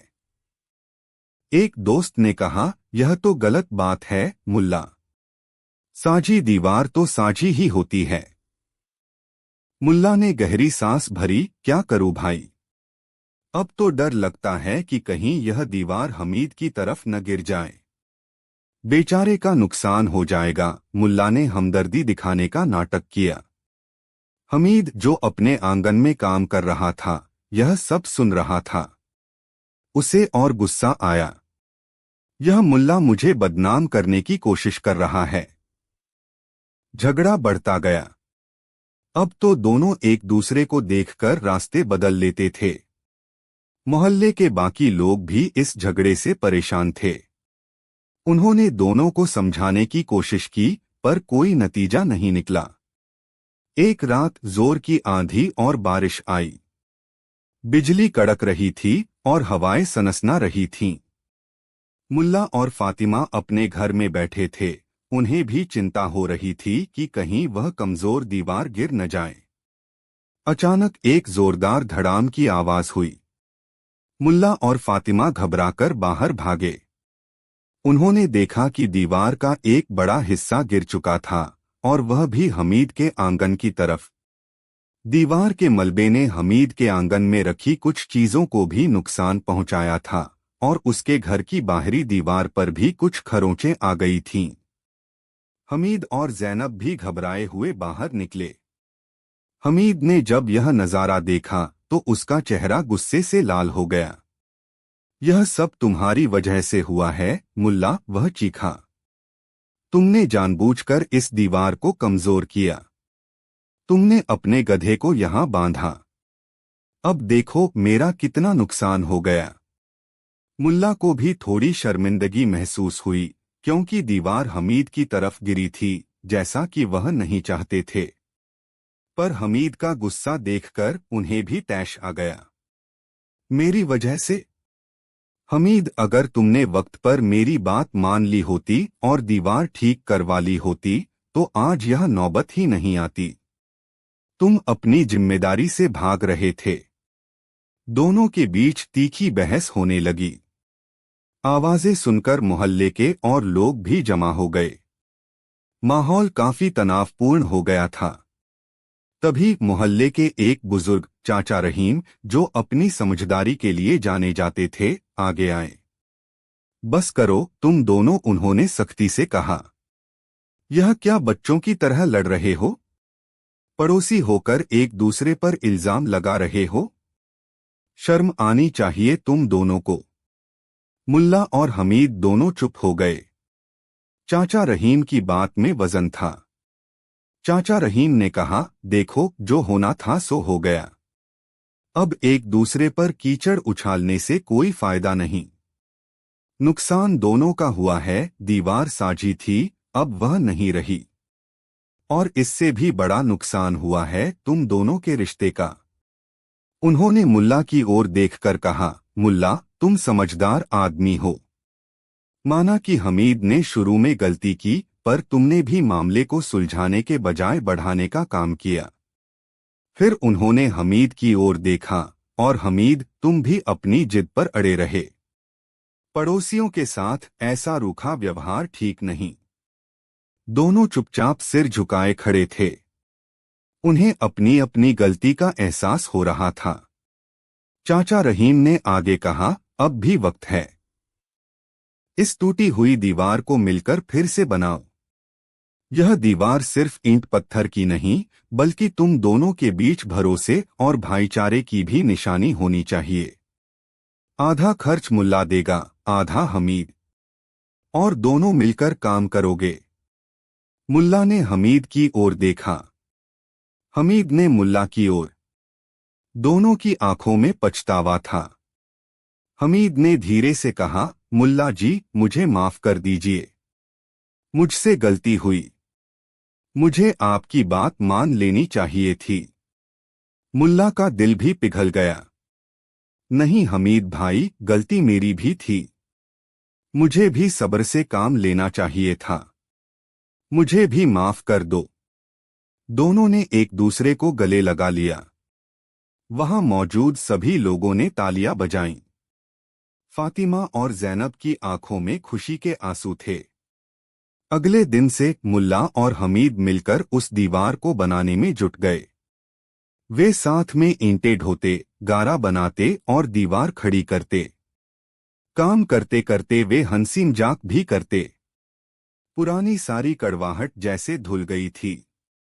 मोहल्ले के बाकी लोगों ने भी उनकी मदद की। कुछ ही दिनों में पहले से भी ज्यादा मजबूत और खूबसूरत दीवार बनकर तैयार हो गई। पर इस बार यह दीवार सिर्फ दो घरों को अलग नहीं कर रही थी, बल्कि दो दिलों को जोड़ भी रही थी। दीवार बनने के बाद मुल्ला ने एक छोटी सी दावत रखी। हमीद और जैनब खास मेहमान थे। सबने मिलकर खाना खाया और पुरानी बातों को याद करके हंसे। उस दिन के बाद मुल्ला और हमीद सच्चे दोस्त बन गए। वे एक दूसरे के सुख दुख में साथ देते। उनकी पत्नियां भी सहेलियां बन गईं। उनके बच्चे साथ में खेलते। मुल्ला अक्सर कहते, पड़ोसी का हक बहुत बड़ा होता है। छोटे मोटे झगड़े तो होते रहते हैं, पर उन्हें दिल में नहीं रखना चाहिए। सुलह और माफी से बड़ा कोई मरहम नहीं। और इस तरह एक टूटी हुई दीवार ने दो पड़ोसियों के बीच टूटे हुए रिश्ते को फिर से जोड़ दिया। मुल्ला नसीरुद्दीन और हमीद की यह कहानी मोहल्ले में एक मिसाल बन गई, यह सिखाते हुए कि आपसी समझदारी, माफी और सहयोग से किसी भी झगड़े को सुलझाया जा सकता है और रिश्तों को मजबूत बनाया जा सकता है। यह झगड़ा और सुलह दोनों के लिए एक सबक था, और शायद यही उस दीवार के गिरने का असली मकसद था। कहानी 7। अक्सराय शहर के बाहरी छोर पर एक पुरानी सी लेकिन साफ सुथरी कुटिया में मुल्ला नसीरुद्दीन अपनी बेगम फातिमा के साथ रहते थे। उनके पास दुनियावी दौलत के नाम पर चंद बर्तन, कुछ पुराने कपड़े, एक समझदार गधा और उससे भी ज्यादा समझदार खुद मुल्ला थे। उनकी अक्लमंदी और हाजिर जवाबी के किस्से दूर दूर तक मशहूर थे, लेकिन उनकी माली हालत देखकर कोई ये नहीं कह सकता था कि उनके पास छिपाने लायक कुछ होगा। उन्हीं दिनों पूरे इलाके में एक कुख्यात चोर काले खान का आतंक फैला हुआ था। काले खान सिर्फ नामी गिरामी चोर ही नहीं था, बल्कि अपनी धूर्तता और क्रूरता के लिए भी जाना जाता था। वह बड़े बड़े सेठों और जागीरदारों के यहाँ सेंध लगाता और किसी को कानों कान खबर तक न होती। आम लोग तो उसका नाम सुनकर ही कांप उठते थे। धीरे धीरे उसकी बुरी नजर अक्सराय शहर पर भी पड़ गई। शहर के अमीर लोग रातें जागकर गुजारने लगे, पहरेदार दोगुने कर दिए गए, लेकिन काले खान का खौफ कम न हुआ। एक शाम जब मुल्ला अपनी कुटिया के बाहर चबूतरे पर बैठे हुक्का गुड़गुड़ा रहे थे, तो उन्होंने सुना कि काले खान अगले कुछ दिनों में शहर के किसी हिस्से में धावा बोलने वाला है। यह खबर आग की तरह फैली हुई थी। फातिमा बेगम चिंतित होकर बोली, अजी सुनते हो, ये काले खान तो बड़ा ही खतरनाक है। खुदा न करे हमारी तरफ आ गया तो।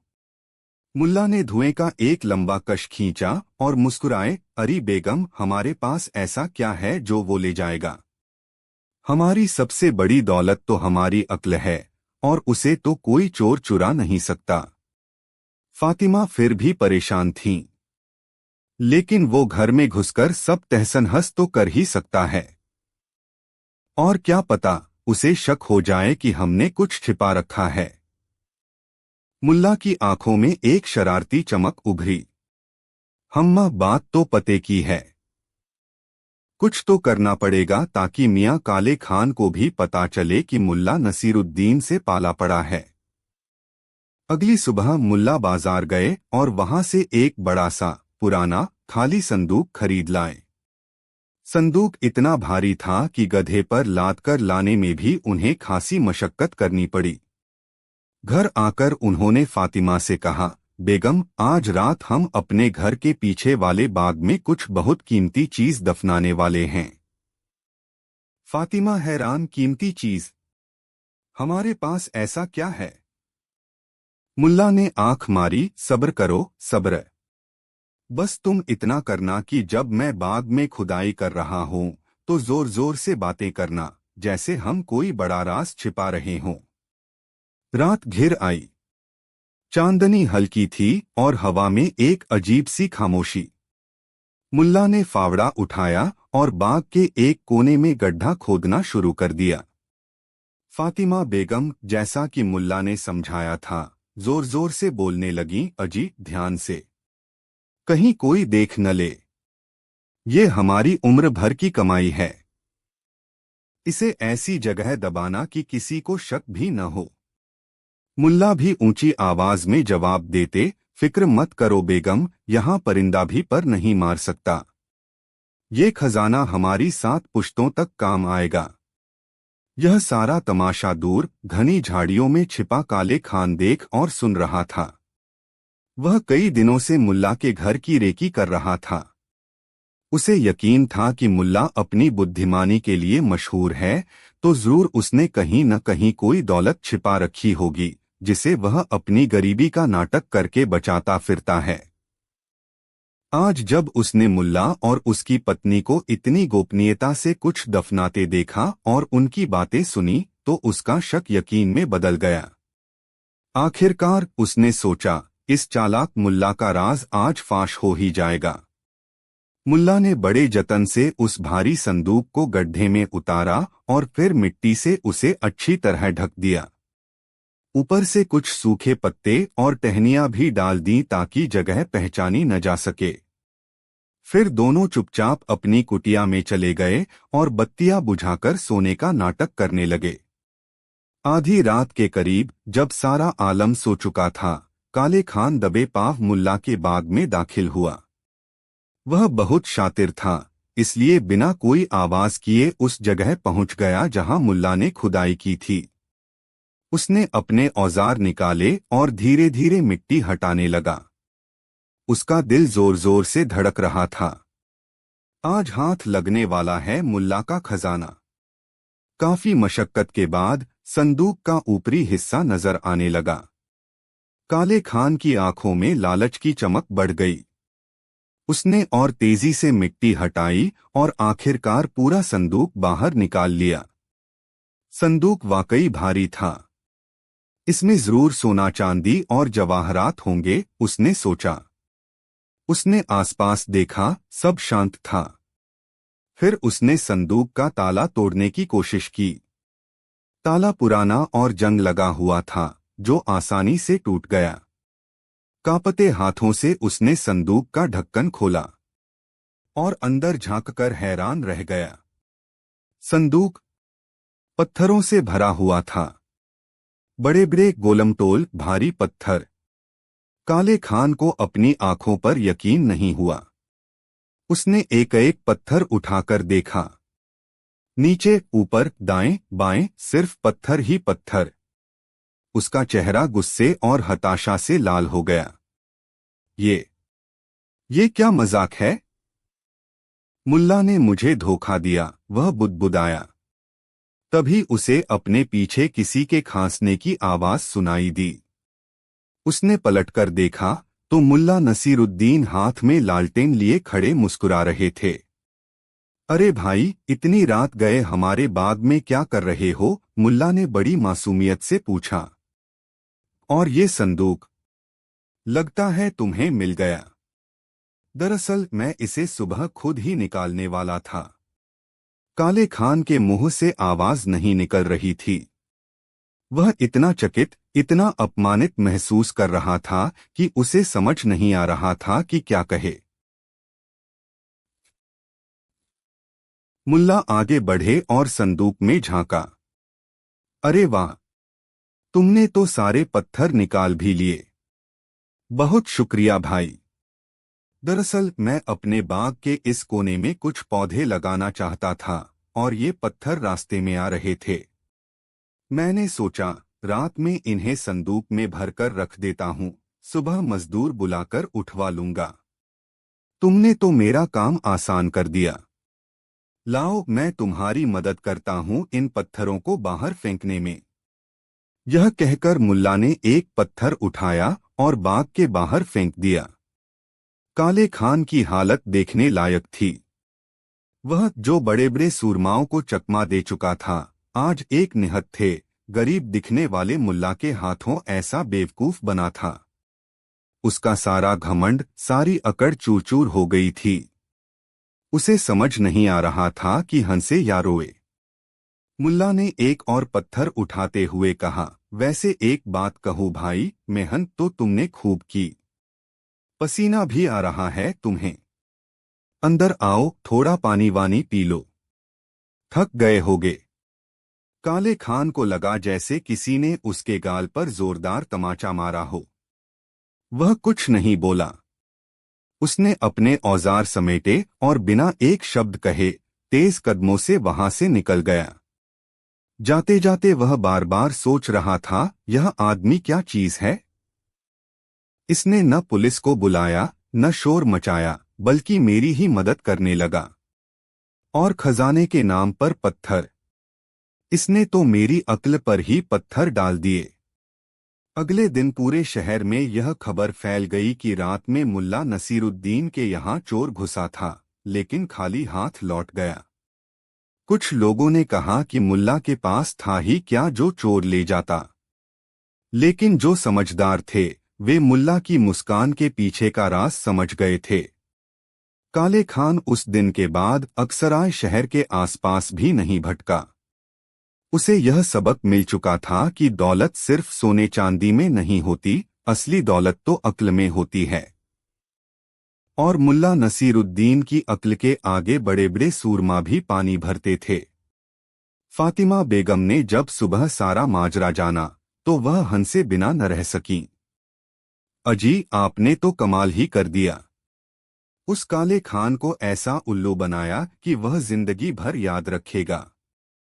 मुल्ला नसीरुद्दीन ने हुक्के का एक और कश लिया और आसमान की तरफ देखते हुए कहा, बेगम, कभी कभी सबसे बड़ा खजाना खाली संदूक में ही छिपा होता है, और सबसे बड़ी चालाकी सादगी में। चोर आया था सोना चुराने, लेकिन सीख लेकर गया। शायद इन पत्थरों ने उसके दिल के किसी भारी पत्थर को हटा दिया हो।